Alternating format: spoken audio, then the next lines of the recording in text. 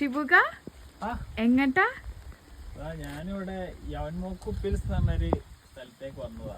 ഇവിടെ ചെറിയൊരു നല്ലൊരു ആർക്കിടെക്ചർ ഉണ്ട് കാണാൻ. അപ്പോൾ അതൊന്ന് ജസ്റ്റ് കാണാൻ വന്നതാ. കുറേ മുന്നേ എന്താ പറയുക 1900-ൽ ഉണ്ടാക്കിയ സംഭവമാണ്. എന്തായാലും ഒന്ന് പോയി കണ്ടു നോക്കാം. ഇതാണ് ഈ സംഭവം. ആർക്കിടെക്ചറൊക്കെ അടിപൊളിയാണ്. ചെറിയൊരു സെറ്റപ്പ്.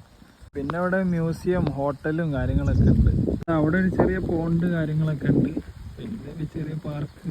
ഇതാണ് ഇവിടെ ഒരു കഫേൻ്റെ ഒരു സെറ്റപ്പ്. പക്ഷെ ഇപ്പം മഴ ആയതുകൊണ്ടാണ്. പിന്നെ കുറച്ചുകൂടി വെയിലൊക്കെ ആണെങ്കിൽ നല്ല ഭംഗിയായിരിക്കും അവിടെ ഇരുന്ന് ഫുഡൊക്കെ കഴിക്കാൻ. പിന്നെ അവിടെ കുറേ മഞ്ഞ പൂക്കളൊക്കെ വിരിഞ്ഞിട്ട് നല്ല ഭംഗിയുണ്ട്. ലാറ്റ്ബേയിലുള്ളൊരു ഹിഡൻ സ്പോട്ടാണ് ഇതൊക്കെ.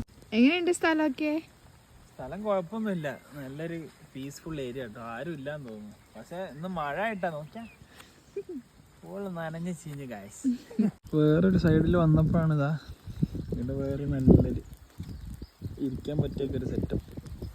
മഴ ആയി പോയിട്ടോ, ഇല്ലെങ്കിൽ ഇവിടെയൊക്കെ ശരിക്കും നടന്ന് എക്സ്പ്ലോർ ചെയ്യായിരുന്നു.